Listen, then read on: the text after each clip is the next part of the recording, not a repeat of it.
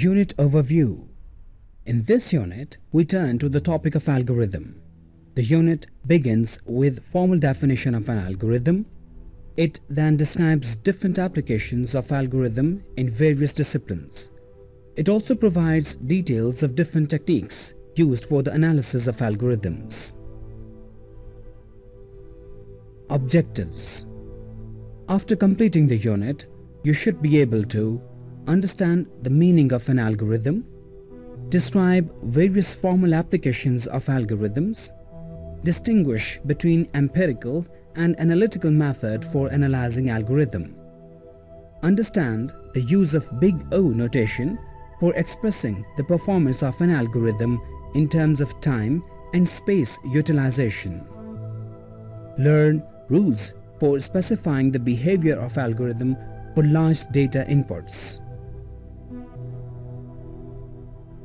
Introduction. An algorithm is a step-by-step procedure for solving a problem.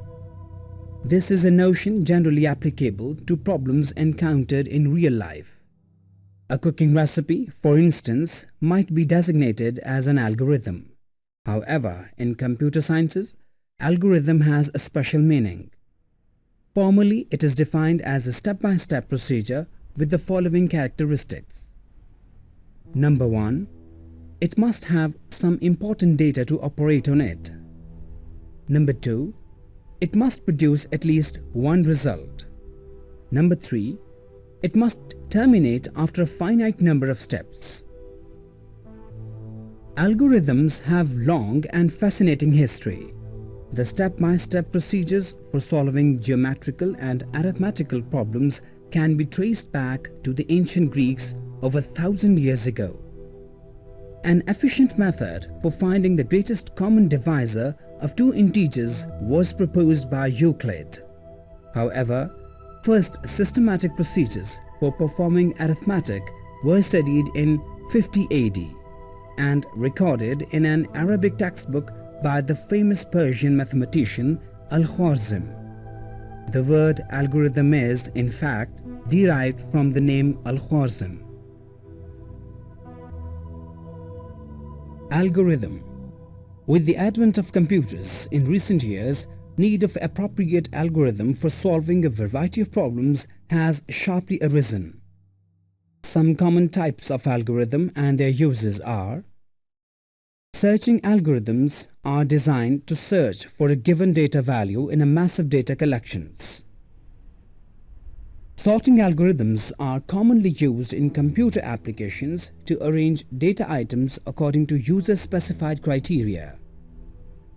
Compression algorithms are meant to reduce the size of data and program file for their efficient exchange over the networks.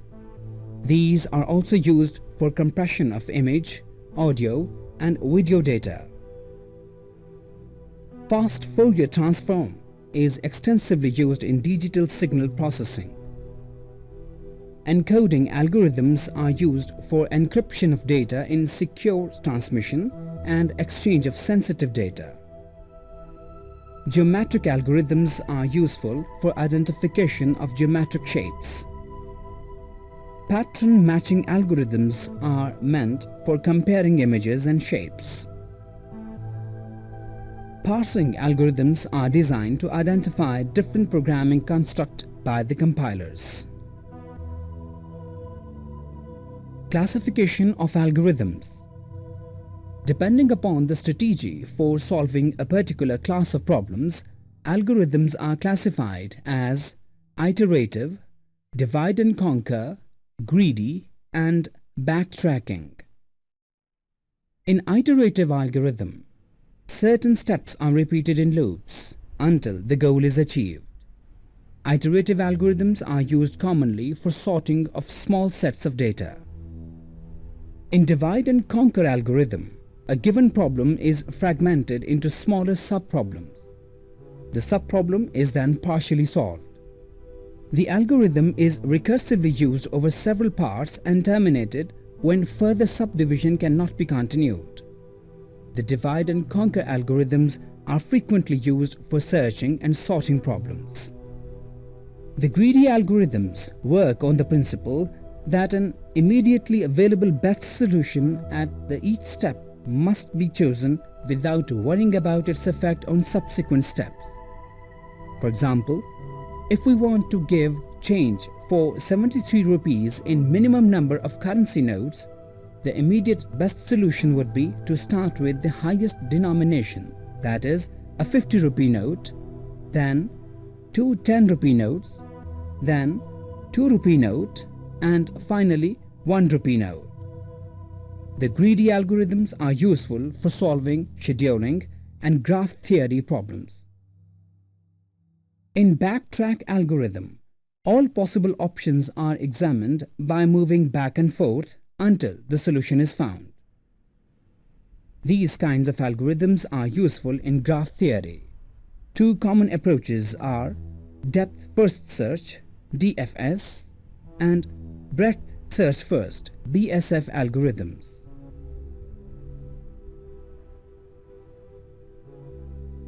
Specification of algorithm.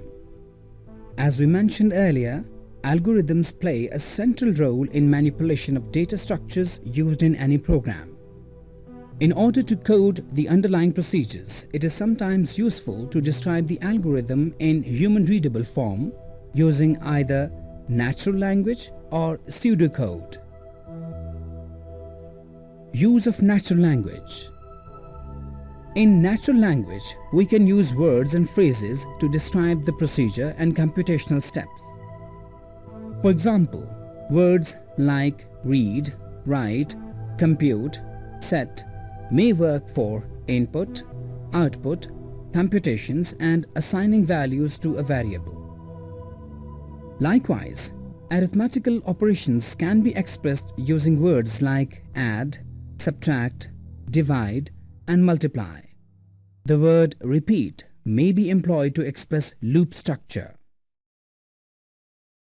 For example, the Euclid's algorithm for finding the common divisor of two positive integers can be expressed in natural languages as shown. The algorithm is used on the observation that common divisor of two integers is also the common divisor of the difference. Use of pseudocode. The description of an algorithm in natural language tends to be wordy and verbose. Sometimes it does not clearly define and may even be ambiguous. Pseudocodes provide an alternative and better way of expressing algorithms. Pseudocodes, as the name implies, is a mixture of natural language and high-level programming notation.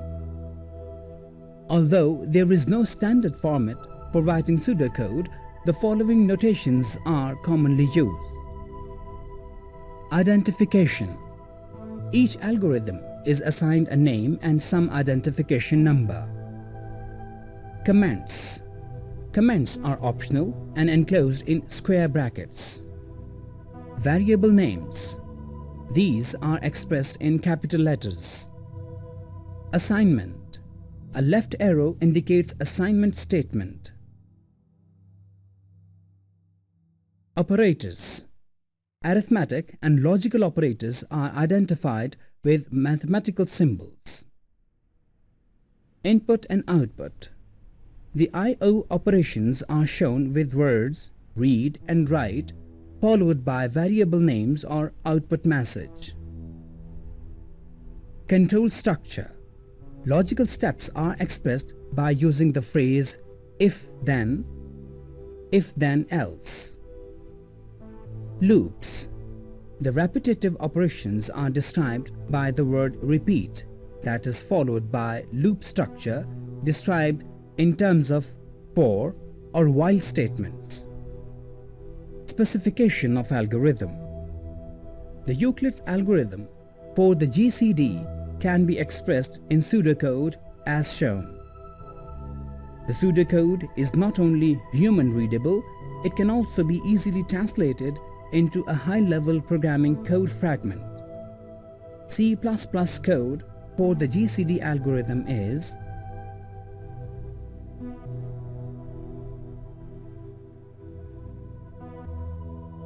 algorithm analysis.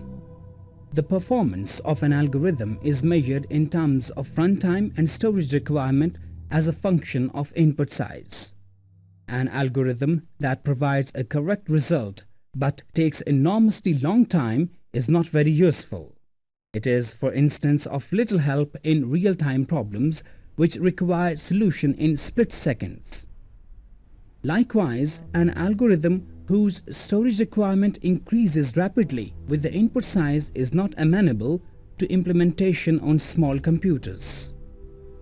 Furthermore, there may be trade-off between time and space requirements. Thus, both time and space analysis is of crucial importance in judging the efficiency of an algorithm. The time analysis uses various techniques to estimate the runtime of an algorithm for a set of input values. Basically, two approaches are adopted which are classified as empirical and analytical. Empirical analysis. In empirical method, the runtime of an algorithm is measured in real time for different sets of input values. The actual time is plotted against the input size to analyze the growth rate. Figure also shows a time measurements of two algorithms for sorting. The empirical approach has several limitations. It essentially depends on the computing environment such as hardware and operating system. Thus, the result of analysis can vary with platforms. It also depends on the data set chosen for test purposes. The empirical data may not be comprehensive, covering all possibilities. To a greater extent, runtime depends on how efficient the algorithm is programmed for a particular machine. Analytical analysis.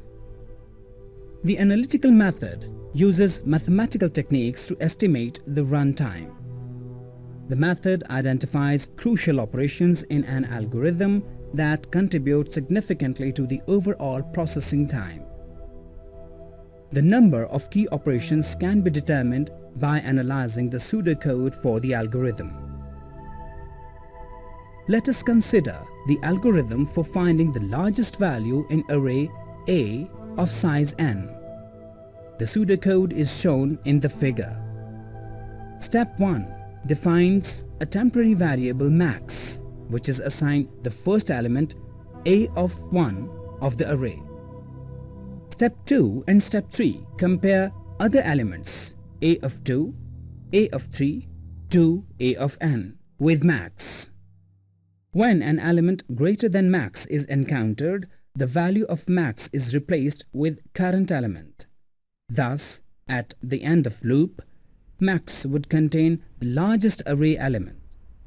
By inspecting the pseudocode, we draw the following conclusions. Step 1 involves one access of array element. Step 2 makes n-1 assignments to variable j. Step 3 retrieves an element n-1 times and makes n-1 comparisons. Step 4 retrieves an element n-1 times and makes at most n-1 comparisons in worst case, assuming that last element is the maximum element. Thus, total runtime for the algorithm is as shown. An important point to bear in mind is that algorithm analysis is not concerned with determining the runtime for a particular value of input. Rather, the analysis is carried out for the entire range of allowed values. Algorithm growth rates. In many cases, we would like to know how the runtime of an algorithm varies with the variation in input size. For example, we might need to know how the sorting time would grow with the increase from 1,000 to 1,000,000 items. The behavior of an algorithm, say, for very large input size is often called asymptotic analysis. In the previous example, we noted that the runtime for max algorithm varies as kn plus c, where k and c are constant, n is input size. For large values of n, the constants would become insignificant. Thus, we can say that asymptotically the runtime of max algorithm varies as n. In other words, the execution time is proportional to n. The big O notation.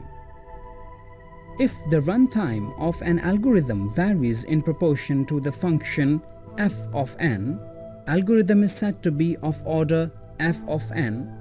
In short notation, this is expressed as O f of n. The function f of n is called growth rate function or complexity of the algorithm. Because capital O is used to express the growth rate, it is called big O notation. Thus, if runtime varies in direct proportion to n square, we say that complexity of algorithm is O of n square.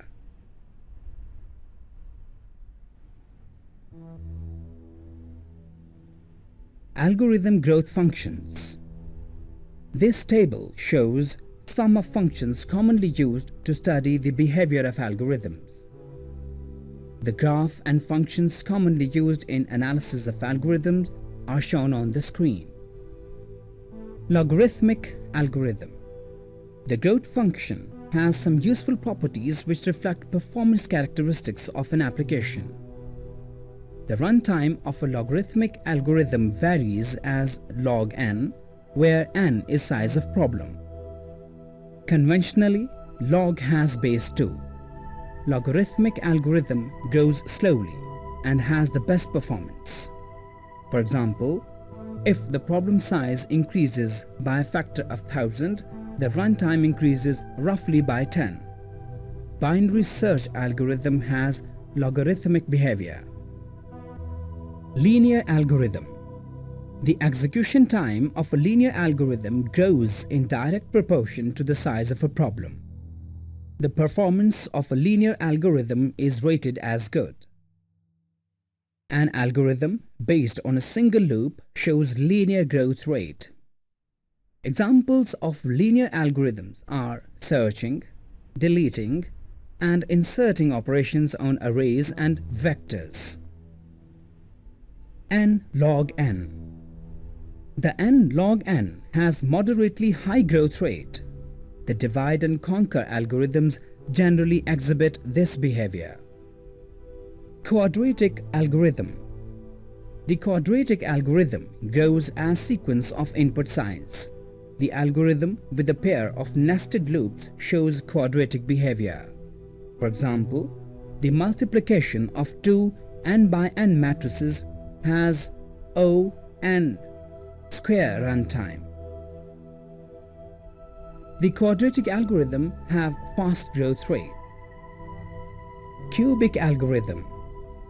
The runtime of a cubic algorithm varies as the cube of the problem size.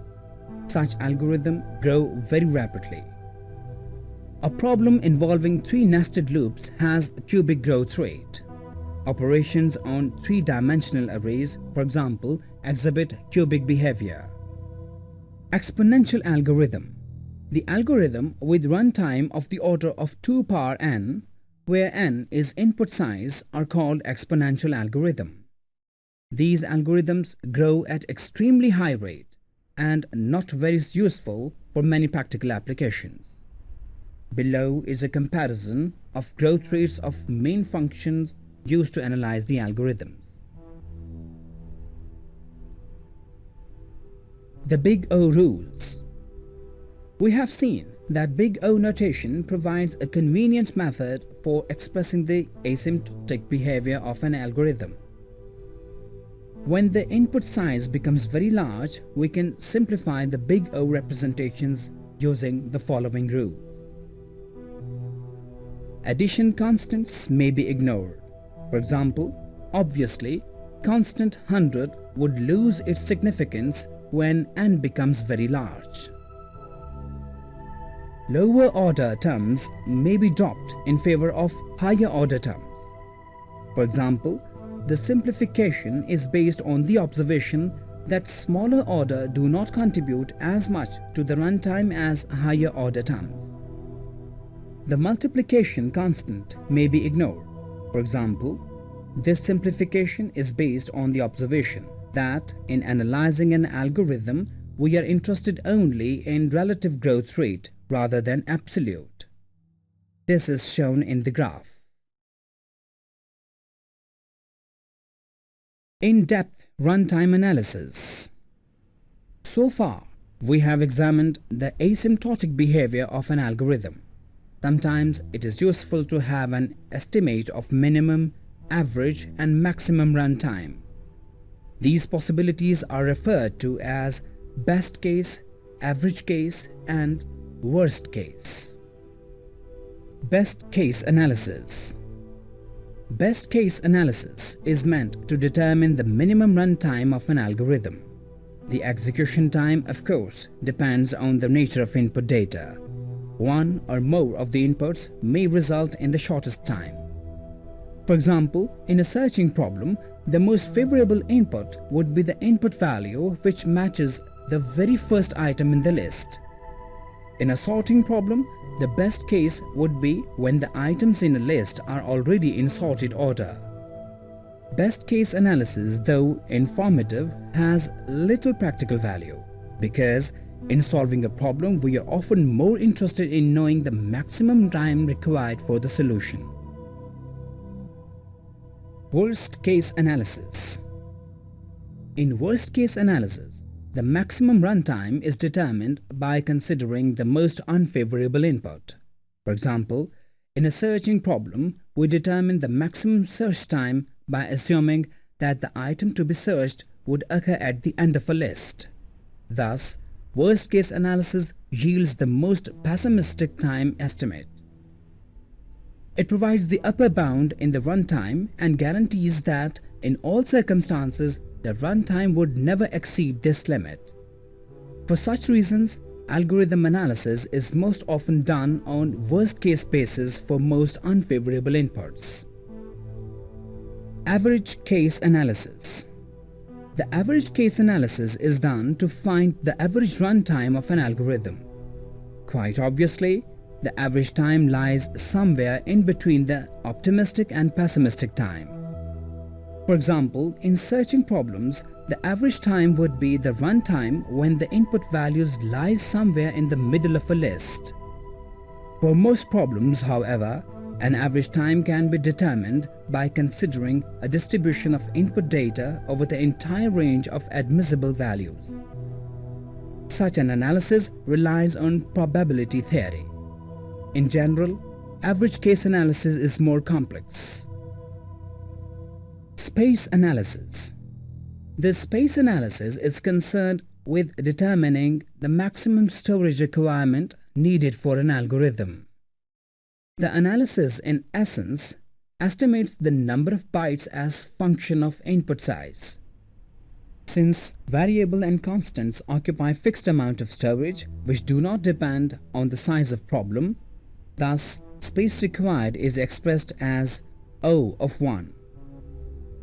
The space requirement for complex data structure is estimated by counting the number of bytes for each data item. For example, an array of integer of size n would require 4n bytes, assuming that an integer requires 4 bytes. Thus, the space complexity of the array is O of n. In some cases, there may be trade-off between runtime and storage requirement. An algorithm with small runtime may require large storage space. For example, sorting of a large data file stored on secondary storage can be performed more effectively in shorter time by using a very large memory space in the main storage of a computer.